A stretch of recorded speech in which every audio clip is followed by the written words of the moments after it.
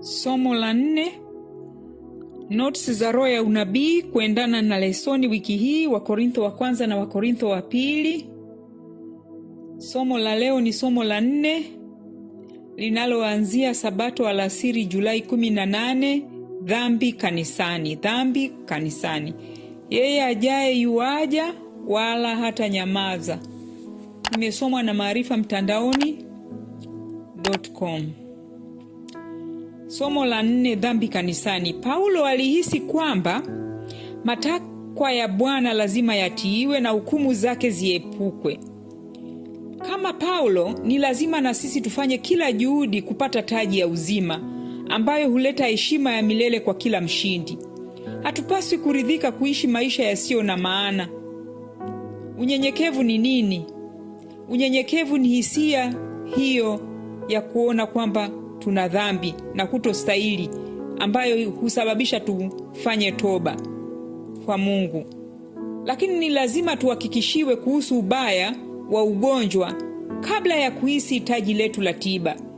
Wale ambao hawajui ubaya wa dhambi hawawezi kuthamini gharama ya upatanisho na umuhimu wa kusafishwa kutokana na dhambi zote.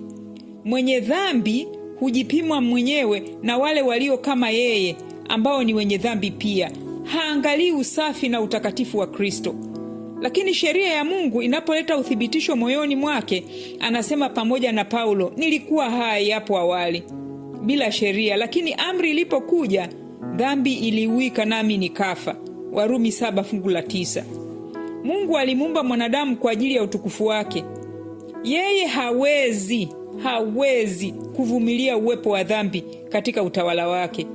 Ikiwa kuna wale wanaomtendea Mungu dhambi kwa makusudi kanisani, ikiwa wapo, kila njia inayowezekana inapaswa kutumika ili kuwaleta watubu. Ikiwa hili halitafanyika, jina la Mungu litadharauliwa. Yeye Mungu ni msafi sana, hivyo hawezi kutazama uovu kwa kibali. Dhambi ya Adamu ingeonwa na makanisa ya leo kama kosa rahisi la kusamehewa mara moja na kutofikiriwa tena.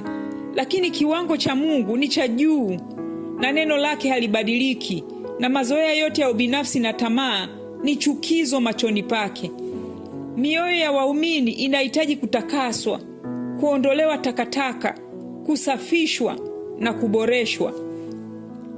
Tazameni juu, ndugu zangu. Je, Injili imepoteza nguvu yake ya kuvutia moyo? Je, ni kwa sababu ushawishi mpya wa Roho wa Kristo umekufa ndio maana mioyo haijatakaswa, haijasafishwa na kuandaliwa kwa ajili ya Roho Mtakatifu? Hapana. Upanga wa Roho, neno la Mungu aliye hai, bado uko pamoja nasi. Lakini lazima utumiwe kwa mamlaka na ushawishi. Tuutumie kama walivyofanya wale waliotakaswa na Mungu wa zamani. Kwa nguvu yake hai na ya kuisha, utakata njia yake hadi moyoni. Upanga wa Mungu utakata njia yake hadi moyoni. Bwana anatoa wito wa matengenezo katika safu zetu zote. Kanisa litakapoamka, mabadiliko yaliyoamuliwa yatafanywa. Wanaume na wanawake wataongoka na watajazwa na Roho wa Mungu kiasi kwamba watapita kutoka nchi hadi nchi, kutoka mji hadi mji, wakitangaza ujumbe wa kweli kwa mioyo iliyojaa upendo wa dhati kwa Roho. Watafungua Biblia zao na kuwasilisha neno. Our Father cares. Ndio reference. Ukurasa wa 286. Jumapili Julai 19. Tofauti kati ya imani na mazoezi. Roho Mtakatifu ni pumzi ya uzima wa kiroho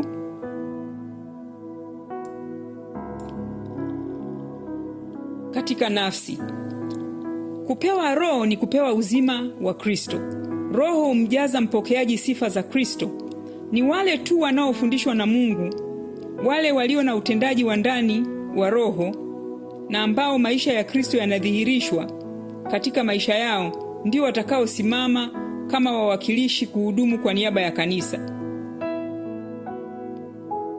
Tunaambiwa wale wote mtakao wasamehe dhambi, alisema Kristo, wamesamehewa. Na wale wote mtakao wafungia dhambi, wamefungiwa. Hapa Kristo hampi mtu yeyote uhuru wa kuwahukumu wengine. Katika mahubiri ya Mlimani alikataza hili, kuhukumu ni haki ya Mungu tu. Lakini kwa kanisa katika uwezo wake uliopangwa, Kristo ameweka jukumu kwa washiriki binafsi. Kwa wale wanaoanguka dhambini, kanisa lina wajibu wa kuonya, kufundisha na ikiwezekana kurejesha. Tunaambiwa karipia, kemea, onya. Bwana anasema kwa uvumilivu wote na mafundisho. Timotheo wa 2:4 fungu la 2. Tenda kwa uaminifu kuhusiana na uovu. Yoyote anayetenda uovu, wewe tenda kwa uaminifu kulishughulikia swala la mtu anayetenda uovu. Onya kila mtu aliye hatarini. Hebu mtu yoyote asijidanganye. Iite dhambi kwa jina lake sahihi. Tangaza kile ambacho Mungu amesema kuhusu uongo, uvunjaji wa Sabato, wizi, ibada ya sanamu na uovu mwingine wowote. Wale wafanyayo mambo kama hayo hawataurithi ufalme wa Mungu kamwe. Wagalatia 5 fungu la 21. Watu wakiendelea kutenda dhambi, hukumu iliyotangazwa kutoka neno la Mungu itatangazwa juu yao mbinguni.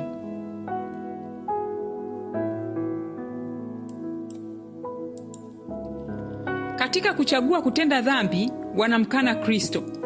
Kanisa lazima lionyeshe kwamba halikubali matendo yao. La sivyo kanisa lenyewe linamdharau Bwana wake. Lazima kanisa lizungumzie kuhusu dhambi na kile Mungu anachosema kuhusu dhambi. Lazima kanisa lishughulikie dhambi kama Mungu anavyoelekeza. Na kitendo chake kanisa katika kufanya hivi kinathibitishwa mbinguni. Yoyote anayedharau mamlaka ya kanisa anadharau mamlaka ya Kristo mwenyewe. Lakini kuna upande mzuri zaidi wa picha hiyo. Anasema watu wale mtakao waondolea dhambi wamesamehewa. Hebu wazo hilo liwekwe juu zaidi kwa ajili ya kazi, kwa ajili ya wakosaji. Kila jicho lielekezwe kwa Kristo. Toba ya mwenye dhambi ikubaliwe na kanisa kwa mioyo yenye shukurani. Mtu anayetubu aongozwe kutoka giza la kutoamini hadi kwenye nuru ya imani na haki. Mkono wake unaotetemeka uwekwe katika mkono wa upendo wa Yesu. Ondoleo la dhambi la namna hiyo limethibitishwa mbinguni. Historia ya Akani inafundisha somo zito kwamba kwa dhambi ya mtu mmoja ghadhabu ya Mungu huwakalia watu au taifa hadi kosa litakapofanyiwa uchunguzi na kuadhibiwa. Dhambi ina asili ya kuharibu kabisa. Mtu mmoja aliyeambukizwa ukoma wa dhambi mbaya anaweza kuwapa ukoma huo maelfu ya watu wakawa na hiyo dosari. Wengi hawathubutu kulaani uovu, wasije wakapoteza vyeo, wadhifa au umaarufu. Na wengine huona kuwa sio fadhila au upendo kukemea dhambi. Mtumishi wa Mungu yuko chini ya wajibu mzito wa kuwasilisha neno la Mungu bila woga au upendeleo. Lazima aite dhambi kwa jina lake sahihi. Upendo wa Mungu haufanyi dhambi ipuuzwe kamwe. Upendo wa Mungu hautafunika au kusamehe kosa ambalo mtu hajalikiri. Akani alijifunza kwa kuchelewa sana kwamba sheria ya Mungu kama mwandishi wake haibadiliki katu. Inahusiana na matendo na mawazo na hisia zetu zote. Inatufuata na kufikia kila chemchemi ya siri ya tendo. Kwa kujiingiza katika dhambi, wanadamu wanaongozwa kupuuza sheria ya Mungu. Wengi huficha makosa yao kutoka kwa wanadamu wenzao na kujidanganya kwamba Mungu hatakuwa mkali wa kuashiria uovu. Lakini sheria yake ndiyo kiwango kikubwa cha haki. Na kila tendo la maisha lazima lilinganishwe na hiyo sheria katika siku hiyo ambapo Mungu ataleta kila kazi hukumuni pamoja na kila kitu cha siri, iwe ni chema au kibaya. Usafi wa moyo utasababisha usafi wa maisha. Visingizio vyote vya dhambi ni bure tu. Ni nani awezaye kumtetea mwenye dhambi Mungu anapomshuhudia kuwa ni mtenda dhambi? Sons and Daughters of God, ukurasa 214. Jumatatu Julai 20, kushughulika na kashfa. Bwana anatualika tumjie na mzigo wetu na hatia na huzuni zetu za moyo. Dhambi hutujaza hofu ya Mungu. Tunapotenda dhambi tunajaribu kujificha kutoka kwake. Lakini chochote kile tunachofanya, Mungu anatuagiza tumjie kupitia Yesu Kristo. Ni kwa kumpelekea Mungu dhambi zetu pekee ndipo tunaweza kuwekwa huru kutokana na hizo dhambi.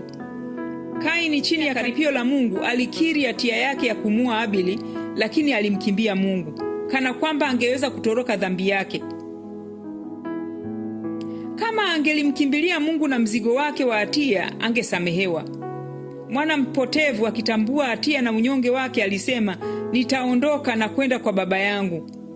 Alikiri dhambi yake na akarudishwa moyoni kwa baba yake. Kama tungeomba kwa njia inayokubalika, kuna kazi ya kufanya katika kuungama dhambi zetu sisi kwa sisi.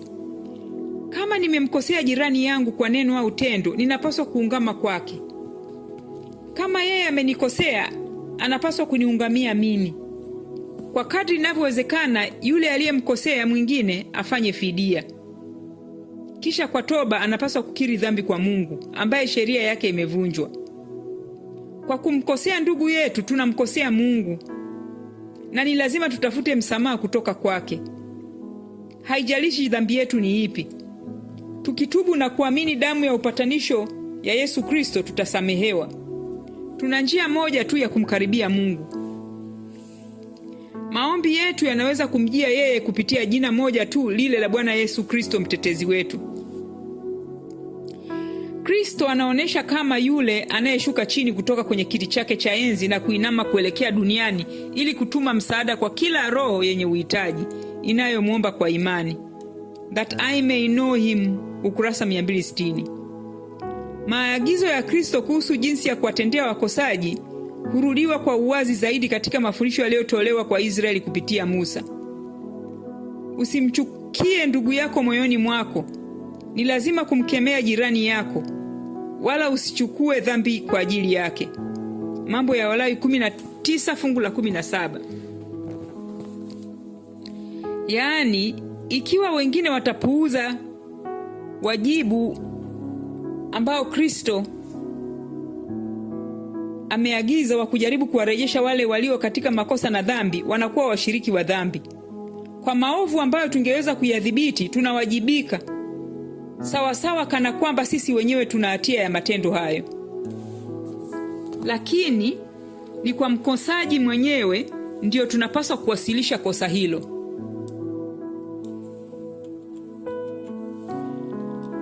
Hatupasi kulifanya swala la dhambi ya mtu kuwa jambo la kutolea maoni na ukosoaji miongoni mwetu. Hata baada ya kanisa kuambiwa, hatuna uhuru wa kulirudia kwa wengine jambo hilo. Ujuzi wa makosa ya Wakristo huwa tu sababu ya walimwengu wasioamini kukwazika. Na kwa kuzingatia mambo haya, sisi wenyewe tunaweza kupata madhara tu, kwani ni kwa kutazama ndio tunabadilishwa. Tunapotafuta kusahisha makosa ya wengine, Roho wa Kristo atatuongoza kuwalinda wengine kadri iwezekanavyo kutokana na ukosoaji, hata wa ndugu kwa ndugu wenyewe, na zaidi sana kutokana na ukosoaji wa ulimwengu usioamini. Tunaweza tukapata shida. Sisi wenyewe tunakosea na tunahitaji huruma na msamaha wa Kristo. Na jinsi tunavyotaka Bwana atutendee sisi, yeye pia anatuamuru tutendeane sisi kwa sisi vivyo hivyo. The Desire of Ages, ukurasa 441. Jumanne, Julai 21, kulinda utambulisho wa kanisa.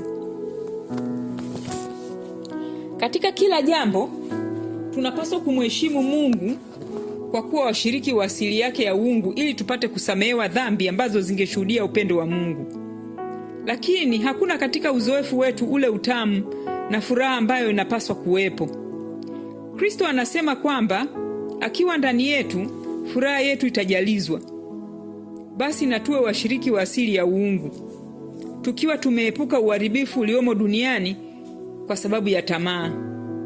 Tusimtupie Kristo lawama kwa kuishi maisha yasiyolingana na kanuni zake ya kidunia, ya kilimwengu. tuinuke juu ya anga hewa la malaria au hewa chafu inayoenea ulimwenguni na kupumua pumzi ya Mungu. Tujilishe mkate wa uzima. Kristo anatangaza kwamba tukila mwili wake na kunywa damu yake tutakuwa na uzima wa milele.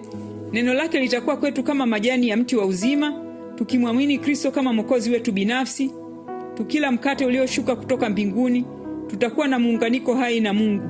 Tutaleta umilele katika maamuzi yetu. Tutaishi kama wale waliopo mbele ya jeshi lote la mbinguni. Malaika wanatuangalia na kutulinda. Mungu anatupenda, lakini tunashindwa kuthamini upendo huo. Tunapoteza hali ya kiroho. Mungu anataka tutambue umiliki wake katika kila mwanadamu. Yeye ana madai yake. Sisi ni wake. Naye anasema nyinyi ni wangu. Nimewanunua kwa bei. Ninyi sio mali yenu wenyewe. Kwa hiyo mtukuzeni Mungu katika miili yenu na katika roho zenu ambazo ni za Mungu. Je, mtafanya hivi? Mkristo kwa kumtii katika neno lake, mtamheshimu. Lift him up. Ukurasa wa 109. Nimekuwa nikifikiria jinsi tunavyothamini kwa udogo sana kauli za neno la Mungu kwetu kuhusu uhusiano wetu sisi kwa sisi. Kuna ubinafsi moyoni mwa mwanadamu unaoweka mawazo yetu juu yetu wenyewe, na hata kwa wale wanaoonekana kuwa na uhusiano na Mungu, wakati mwingine tunaumia kuona jinsi mawazo yao yanavyojikita juu yao wenyewe. Hawaoni wala wahisi mahitaji ya wengine. Tumeunganishwa pamoja kama wale tulio katika mtandao mkubwa wa binadamu. Na katika ushirikiano wetu wote, tunapaswa kutafuta kuwa na nia ya Kristo. Kufumba macho yetu kwa wahitaji na watu wanaoangamia, kuwaacha wenye dhambi bila kuonywa, na kwa kutojali na ubinafsi, kuwajaribu watu hawa kusema, hakuna mtu anayejali roho yangu. Huku ni kumdharau Mungu na kuleta lawama kwa kazi ya Mungu. Kazi yetu ni kujengana katika imani takatifu zaidi. Ikiwa hakuna maelewano kamili kati yetu, hatupaswi kuhisi kwamba sisi wenyewe hatuna lawama kabisa katika jambo hilo. Ikiwa mawazo na hisia za mwingine haziko katika mkondo mmoja na wetu, hatupaswi kuhisi kwamba sisi ndio tuko sahihi na wao wamekosea kabisa.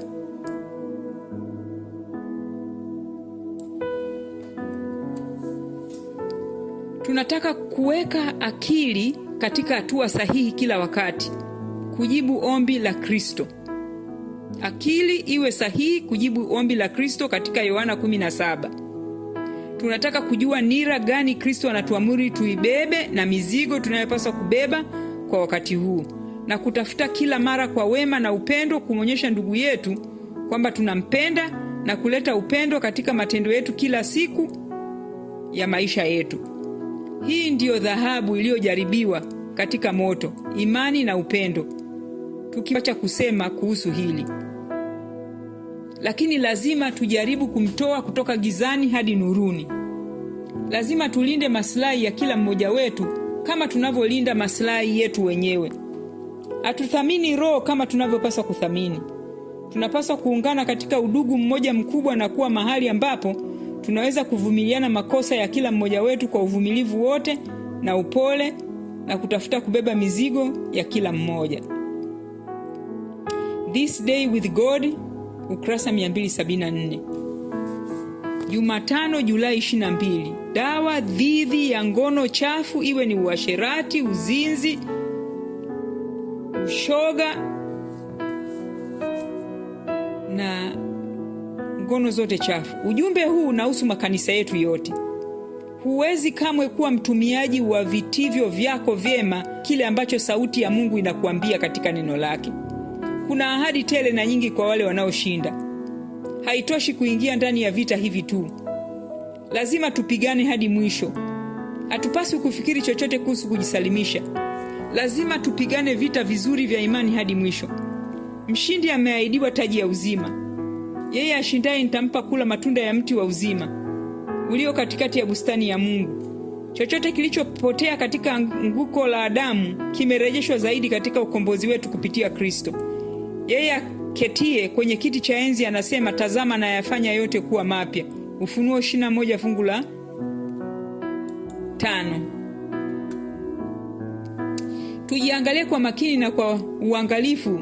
Je, viapo tulivyofanya wakati wa ubatizo wetu bado havijavunjwa? Je, tumefia ulimwengu na tuko hai kwa Kristo? Je, tunatafuta vitu vilivyo juu mbinguni ambapo Yesu Kristo ameketi mkono wa kuume wa Mungu? Je, kamba inayoshikilia nanga yetu kwenye mwamba wa milele imekatika?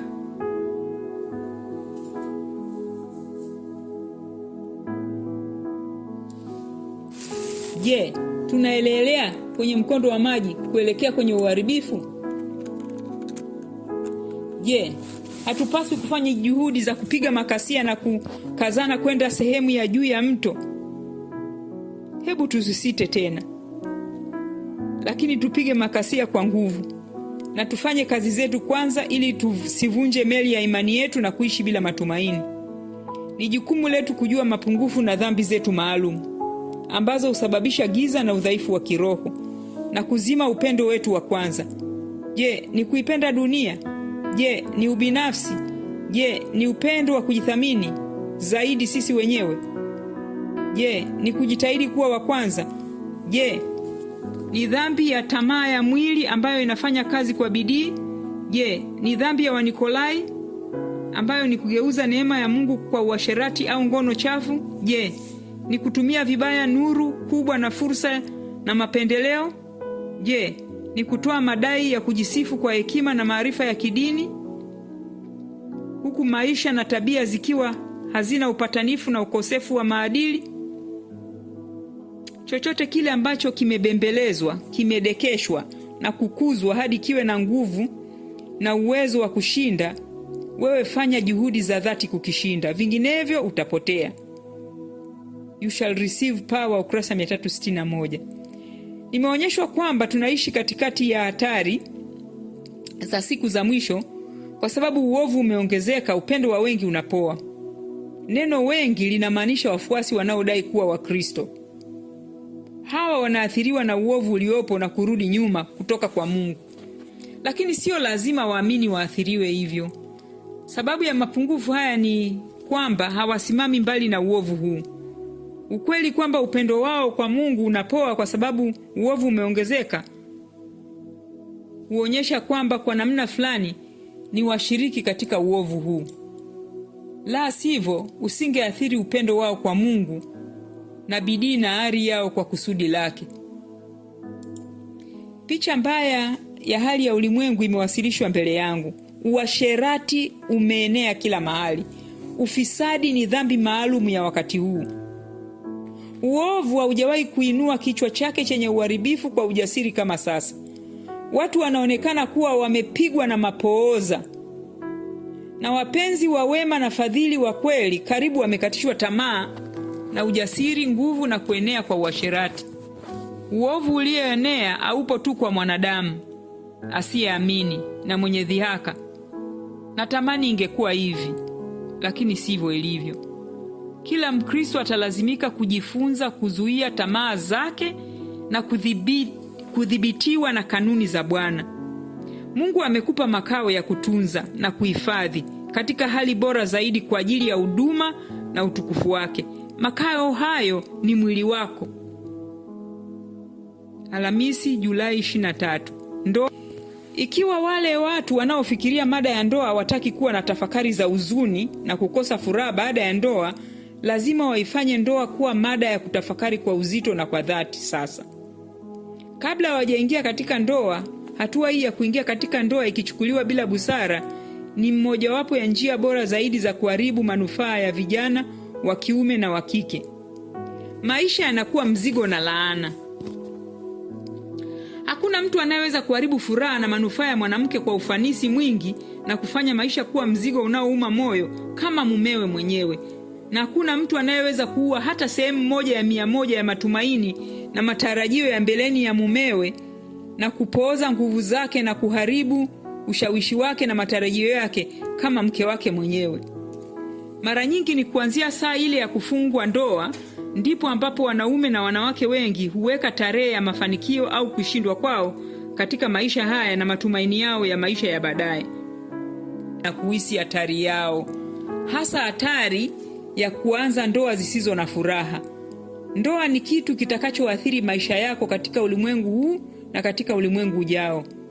Mkristo mwaminifu hataendeleza mipango yake katika mwelekeo huu bila kujua kwamba Mungu anakubali mwenendo wake. Mkristo wa kweli hatataka kujichagulia mwenzi mwenyewe, lakini atahisi kwamba Mungu lazima amchagulie. Hatupaswi kujifurahisha wenyewe, kwani Kristo hakujifurahisha mwenyewe. Nina imani kwamba mnajua kuwa simaanishi kwamba mtu aoe au aolewe na mtu ambaye hampendi. Hii itakuwa dhambi. Lakini dhana ya kufikirika na asili za mhemko au hisia hazipasi kuruhusia kusababisha uharibifu. Mungu anahitaji moyo wote. Mapenzi ya hali ya juu. The Adventist Home, kurasa 43. Je, kila Mkristo anapaswa kufanya nini anapoletwa katika hali ngumu ambayo inajaribu uthabiti wa kanuni za Bwana? Kwa uthabiti unaostahili kuigwa, anapaswa kusema waziwazi kwa yule anayetaka kumuoa au kuolewa naye, mimi ni Mkristo ambaye kwa dhamiri yangu ninaamini siku ya 7 ya juma ndiyo sabato ya Biblia. Imani na kanuni zetu ni zile ambazo hutuongoza katika pande tofauti. Hatuwezi kuwa na furaha tukiwa pamoja, mimi na wewe, kwani ninapoendelea kupata ujuzi kamili zaidi wa mapenzi ya Mungu, nitakuwa tofauti zaidi na ulimwengu na kufanana na Kristo. Usipoendelea kuona uzuri wowote katika Kristo sasa, usipovutiwa na ukweli, utaupenda ulimwengu ambao mimi siwezi kuupenda. Wakati ambapo mimi nayapenda mambo ya Mungu ambayo wewe huwezi kuyapenda, kitakuwa jambo ambalo haliwezekani. Mambo ya kiroho yanatambuliwa na mtu wa kiroho. Bila utambuzi wa kiroho, hutaweza kuona madai ya Mungu juu yangu na kutambua wajibu wangu kwa Bwana ninayemtumikia. Kwa hivyo utahisi kwamba nakupuuza kwa kupendelea majukumu ya kidini au ya kiroho. Hutakuwa na furaha, utakuwa na wivu kwa sababu ya mapenzi ninayompa Mungu, nami nitakuwa peke yangu katika imani yangu ya kidini. Wakati mitazamo yako itabadilika, wakati moyo wako utaitikia madai ya Mungu na utajifunza kumpenda Mwokozi wangu, ndipo uhusiano wetu unaweza kufanywa upya. Kwa hivyo, mwamini atatoa dhabihu kwa ajili ya Kristo ambayo dhamiri yake inakubali na ambayo inaonyesha kwamba anathamini uzima wa milele sana kiasi cha kutohatarisha kuupoteza. Anahisi kwamba ingekuwa bora kubaki bila kuoa kuliko kuunganisha shauku yake ya maisha na mtu anayechagua ulimwengu badala ya Yesu na ambaye angempotosha atoke kwenye msalaba wa Kristo. Counsels for the Church, ukurasa wa 122 na 123. Kisa cha nchi za mbali.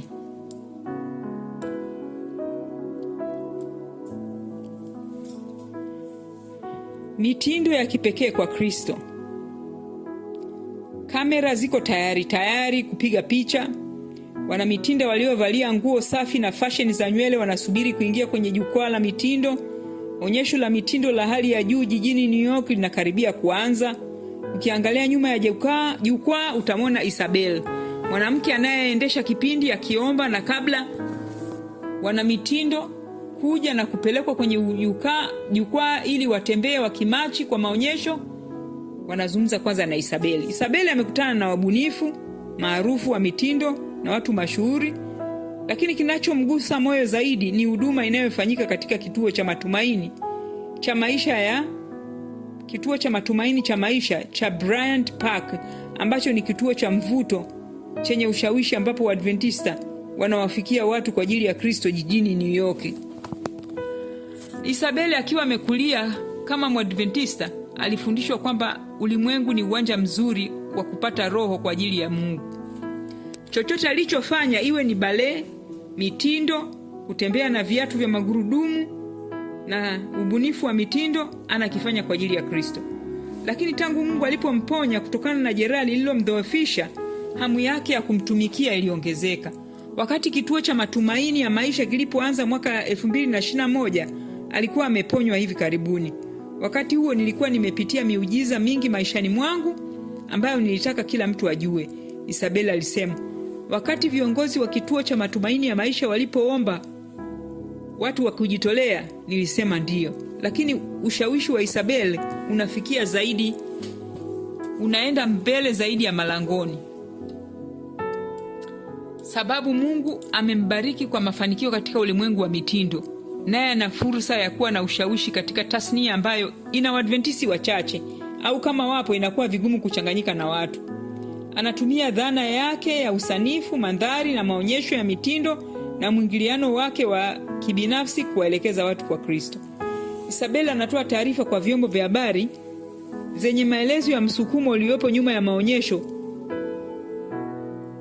Kwa hiyo hakuna anayekosa ujumbe. Katika kila mkusanyiko wa fashion za mavazi ninayowasilisha, hatimaye mimi hubonyeza kitufe kila wakati, nikiomba hadhira wachunguze mioyo yao, wachunguze matendo na nia zao wenyewe, na wajiulize, je, kuna Mungu huko nje? Je, ninawezaje kubadilika? Je, kuna tumaini kwangu? Isabel anaelezea. Isabel pia ananyoosha mkono wake binafsi ili kushiriki upendo na amani ya Mungu. Baada ya wiki ya mitindo, watu wanaofanya kazi nami wangenipigia simu ili kusikiliza sauti yangu, kwa sababu walisema kwamba huwa inawapa imani na amani. Lakini mimi najua huyo ni Mungu, kwa sababu mimi huzungumza haraka sana na hata siwezi kuleta amani. Anaomba pamoja na wana mitindo, waandaaji na ambaye anaonekana kuwa na wasiwasi. Baadhi ya watu uniuliza, je, ninaenda kanisa gani? Wanasema, popote unapoenda nasi tunataka kwenda. Kisha Isabel anawaleta kwenye kituo cha Maisha ya Matumaini kwa ajili ya program au masomo ya Biblia, au katika mojawapo ya makanisa ya Adventista ya eneo hilo. Huwa anapata furaha ya kujitolea, yani volunteer, katika kituo hiki cha ushawishi, kwa kuwa anawavuta watu kwa Kristo. Je, wewe hungesema kwamba yeye mwenyewe ni kitovu cha ushawishi? Je, ni nini kingetokea endapo kila mfuasi wa Yesu angejiona ni kitovu cha ushawishi, kitovu au kituo cha mvuto? Bwana aweze kuwabariki.